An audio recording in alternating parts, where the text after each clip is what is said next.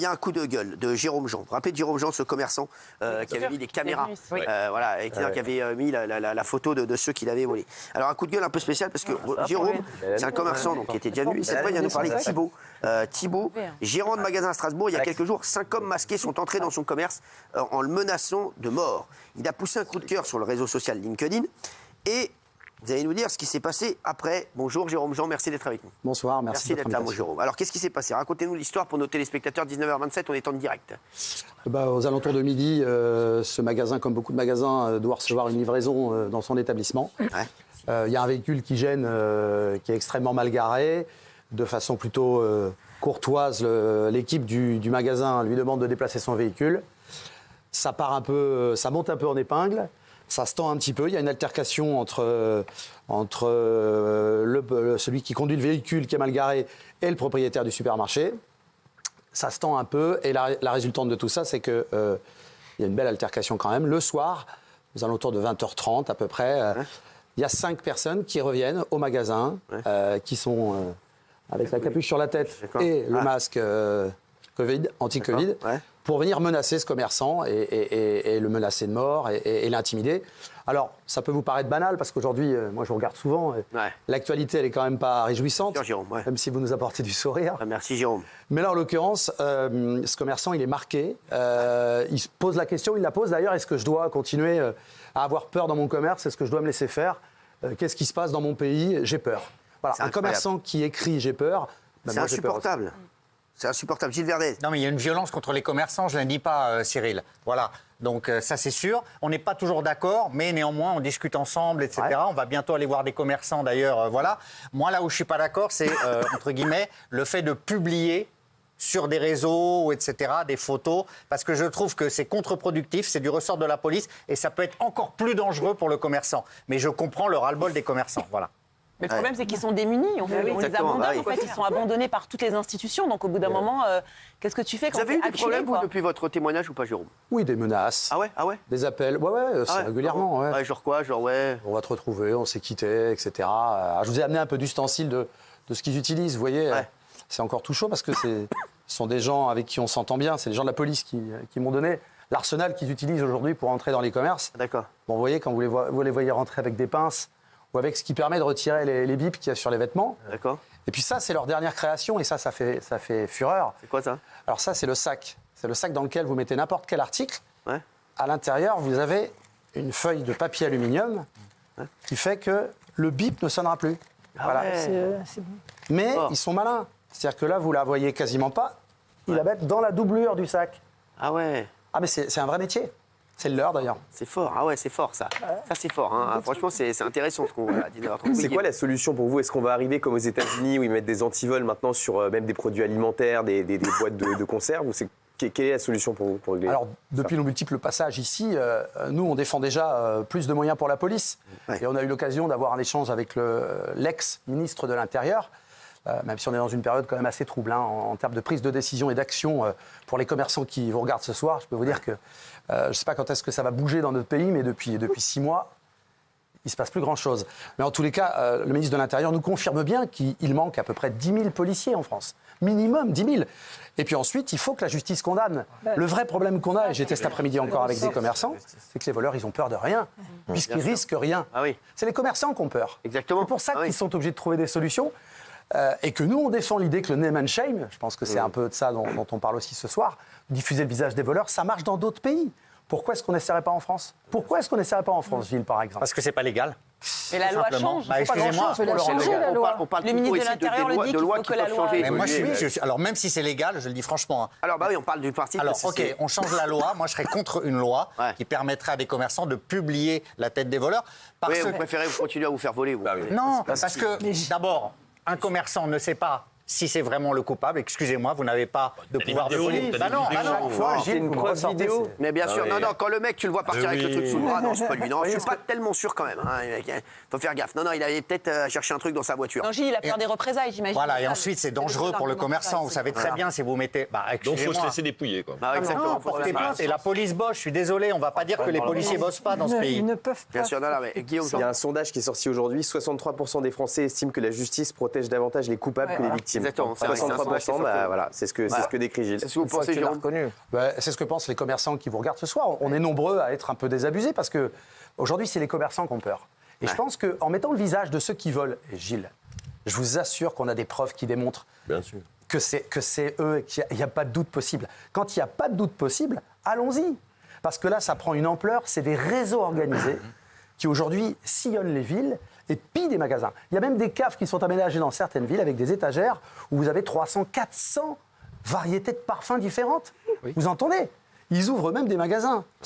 Et ils ont eu quoi, les mecs, là, par exemple, ceux-là? Ils ont été... Pour l'instant, rien. C'est pour vérifier un truc. Non, mais franchement, 9 fois sur 10, quand c'est pas 10 fois sur 10, il y a 0 condamnation. Bien sûr. Il faut le dire aujourd'hui. Arrêtons de faire croire aux Français que si tu te fais prendre en train de voler, tu risques rien. Mais tous les commerçants vous le diront, il n'y a pas une condamnation. C'est classé sans suite. Ou alors, rappel à la loi. Il faudra m'expliquer ce que c'est qu'un rappel à la loi. Thomas Guénolé, proposition, je venais de vérifier ça. Si on légalise le cannabis, la détention de stupéfiants n'est plus un délit, vous délibérez 15% des places aux prisons et vous pouvez mettre les agresseurs dedans. D'autre part, pour les policiers, j'ai vérifié les chiffres à l'instant, parce qu'on n'a pas assez de place dans les prisons, on peut en libérer de cette façon-là. D'autre part, sur le fait qu'il n'y ait pas de policiers sur le terrain, par rapport à la moyenne européenne, c'est ça que j'étais en train de vérifier, en fait, c'est pas vrai. Par rapport à la moyenne européenne, on est pareil, on est autour de 3 pour 10 000 habitants. Non, c'est pas ce que je dis. Je dis juste que je dis juste qu'on est dans la moyenne. On n'entend que des gens qui ont peur. Dans ce pays en ce moment, qui n'a pas peur? Lui, il est dans le concret. Daniel. Dans ce pays en ce moment, et avec des gens comme vous, des raisonnements comme vous, qui n'a pas peur? Les délinquants, les squatteurs et les OQTF. Et tous les autres, les profs, les commerçants ont peur en ce moment. C'est pas un ressenti, c'est une vérité. Ce n'est pas ce que j'ai ressenti. Ça fait 15 jours que vous êtes là, ça fait 15 jours que je vous entends dire ça n'est pas vrai pour tout et pour rien. Je suis désolée, c'est pas parce que vous dites ça avec conviction que vous avez raison. Allez voir la vérité, regardez et arrêtez d'être dans le déni comme tous les gens de gauche. Ce n'est pas ce que j'ai dit. On en crève de ce déni. Ce n'est pas ce que j'ai dit et j'en ai ma claque qu'on dise aux gens de gauche. J'en ai mais là, le roqueuse de diamant, là, faut pas la faire chier. Non, mais moi, j'en ai ma claque qu'on renvoie systématiquement à la gueule des gens de gauche. Vous, de toute façon, vous êtes laxiste avec les délinquants. Ce n'est pas vrai. Je l'ai déjà dit d'ailleurs sur ce plateau, pas plus tard qu'hier. Pour moi, quand il y a des crimes, quand il y a des agressions, quand il y a des voleurs avec violence, etc., tout ça, ça doit aller en tôle. Je suis d'accord avec ça. Et on est nombreux à gauche à penser ça. Alors arrêtez de nous qualifier de laxistes. Vous croyez que ça nous fait plaisir quand il y a des délinquants ou des criminels dans la rue? C'est pas du tout le cas. Ce que je dis, c'est qu'il y a des gens qui n'ont pas leur place en tôle pendant qu'il y a des gens qui devraient y être. Par exemple, les gens qui consomment du cannabis et qui en ont besoin. Non, mais ça, on ne peut pas dire ça. Arrête avec ça. Ça sert à rien. Jérôme. Dans la théorie, vous êtes... C'est bien ce que vous dites, mais allez voir la pratique sur le terrain. Bien sûr. Ce que j'ai proposé à Gilles, qu'il a accepté. Venez voir ce qui se passe sur le terrain. Prenez-le lui aussi, tiens. Allez expliquer à des commerçants. Quand vous voulez, avec grand plaisir. Décidément, on fera un bus, alors dans ces cas-là. Voilà. Mais ce sera avec plaisir. Vous allez voir que les commerçants, ils n'en peuvent plus, ça les fait plus sourire. Alors on leur parle de théorie, moi je ne suis pas favorable. Il vaut mieux faire... Ils en ont marre. Cette solution d'encadrer, de proposer un dispositif qui permet légalement de diffuser le visage des voleurs, nous n'incitons pas à le faire, Gilles. Nous demandons, et il y a une proposition de loi qui a été représentée, puisque malheureusement, le député qui l'avait présenté, dissolution de l'Assemblée nationale, on est reparti à zéro. Il l'a représenté, on attend d'avoir des délais. Je pense qu'il faut mettre devant la place publique cette possibilité qui existe dans d'autres pays. Pourquoi ça existe dans d'autres pays et nous en France, non, c'est pas possible, c'est pas légal. Mais pourquoi ça ne le deviendrait pas? C'est ça le débat. Pourquoi ne pas faire en sorte, ensemble, que cette loi soit votée et acceptée et qu'on fasse peur aux voleurs? C'est quand même... Je ne demande pas grand-chose. Faisons peur aux voleurs. Je ne sais pas si ça choque quelqu'un, il faut faire signe. S'ils se font lyncher derrière, moi, ça me choque, effectivement. Quoi, qu'est-ce qu'il y a ? Franchement. Mais lyncher par qui ? C'est les commerçants qui se font lyncher. Thomas Guénolé, comme d'habitude, toujours dans le camp des délinquants. Non, toujours dans le camp des délinquants. Toujours dans le camp des délinquants. La question, c'est jusqu'où vous êtes prêt à aller pour être en sécurité? C'est pas le même sujet. Jusqu'où vous êtes prêt à aller pour être en sécurité? Inverser la vapeur. Jusqu'au bout. D'accord. Jusqu'au bout, d'accord. Pour protéger les commerçants, oui. Jusqu'au bout. Vous mesurez ce que vous dites. Non, mais jusqu'au bout, en mettant les photos, je mets les photos. Je mets les photos. Alors, je mets les photos. Non, mais une information sur ce que vous venez de dire. Ouais. Mettre les photos. Parlez de mettre les photos. Arrêtez de parler de lynchage. Aujourd'hui, c'est les commerçants qui se font lyncher, c'est pas les voleurs. Bien sûr, ils vont bien, les voleurs. Ils vont bien. Croyez-moi, ils ont ouvert des petits magasins. Toujours du côté des délinquants, lui. C'est pas vrai. Ils sont jamais en prison, monsieur. Mais attendez, avec Thomas... 3% des prisonniers, c'est pour vol, vous racontez pas Avec Thomas Guénolé, s'il vous plaît, avec Thomas Guénolé, on marche sur la tête, mais vraiment, c'est incroyable. Le gars... Il y a un commerçant qui se fait voler, il dit ouais, mais le voleur, le pauvre en prison, franchement, il n'est pas bon. C'est parce que les mecs, je suis désolé. Il n'a pas eu de dessert. C'est pas ce que j'ai dit, je conteste juste, ouais, les voleurs, ils ont rien. C'est pas vrai, puisqu'il y a 20% des détenus, c'est des voleurs. Arrêtez de dire des bêtises, c'est pour des gros vols. C'est pas pour des vols dans des commerces, chez des commerçants, pas de bêtises. Ah oui, on parle bien sûr. avoir fait beaucoup pour être en prison en ce moment. Mais tu vas pas en prison parce que tu as volé une doudoune.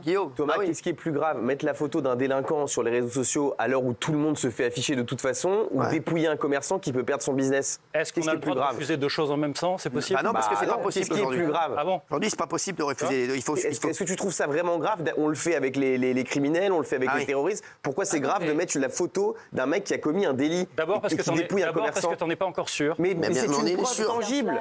D'abord parce que t'en es pas encore sûr et qu'une personne a droit à un procès. On n'avancera jamais. Regarde les vidéos sur Internet, tu vois des gens qui se mettent, tu les vois mettre sous les jupes, partout. Et bien sûr. Voler en direct. Dis pas qu'on n'est pas sûr.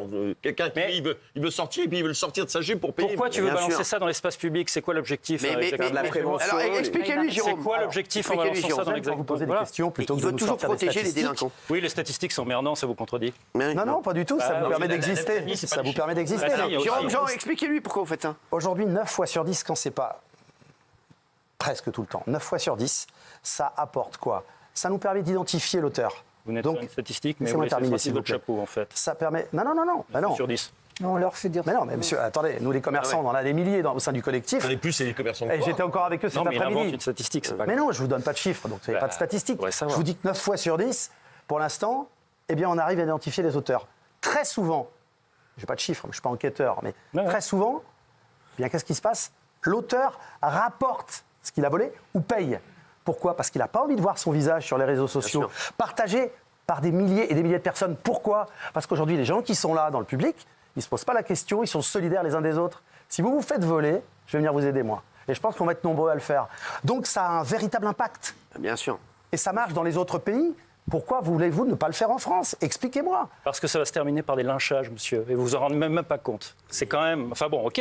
Si vous allez donner une leçon aux autres pays dans ces cas-là. Si c'est la société que vous voulez, c'est votre droit. Mais non, alors vous êtes content de la société aujourd'hui? Vous êtes content de la société aujourd'hui? Non, moi, c'est pas celle que je veux. Je défends pas la société existante. Et je répète, parce que c'est pas laxisme contre fermeté. À un moment, il faut bouger, Thomas. Et aujourd'hui, votre discours, il est... Je suis désolé. Quand vous pensez plus aux voleurs qu'aux commerçants... C'est pas vrai. Désolé, il y a un problème. C'est pas ce que protéger les squatteurs ou protéger les voleurs. Ce n'est pas vrai. Bien sûr. Ah, on a trouvé, c'est Gilles Verdès. Ah, la vache. Non, mais c'est Gilles Verdès. C'est l'enfant de Gilles Verdès. C'est Gilles Verdès 2.0. C'est un truc de fou. L'enfant de Gilles Je suis pas prêt à tout pour la sécurité, ça c'est vrai, et je l'assume complètement. Ça s'appelle l'état de droit. Ça s'appelle l'état de droit, monsieur. Je l'ai dit, personne n'a entendu, j'ai dit dans 2 minutes, on a droit à l'état de droit. Évidemment. J'ai gagné, bravo. Elle a gagné, bébé. Non, mais Ça l'état sert à de vous droit, protéger contre la police et l'État. L'état de droit, vous croyez que les voleurs, ils ont des pudeurs de gazelle, ils se servent des réseaux sociaux pour justement voir les adresses des gens riches et tout ça. Ils se disent pas, le droit à l'image, il faut pas que j'y aille. Si vous vous foutez de l'état de droit, c'est votre... avec les mêmes J'arrête pas armes. d'entendre, j'arrête pas. Il faut se battre avec les mêmes armes. Ça sert à nous protéger de la police. Attends, Thomas Guénolé, stop. Pardon. Non, mais Thomas vient de dire carrément, les masques, l'état de droit, ça sert à nous protéger de la police. Ça sert à ça, absolument. C'est énorme de dire ça. La police, je suis content de les voir, moi. Je veux pas être protégé d'eux, je veux au contraire qu'il y en ait autour de moi. Séparation des pouvoirs, liberté garantie, tout ça. Je suis d'accord avec Jérôme Jean quand il dit c'est pour ça que ça avance pas. Jérôme, bien sûr. Quand on entend ce discours. Non, mais l'état de droit, c'est ça.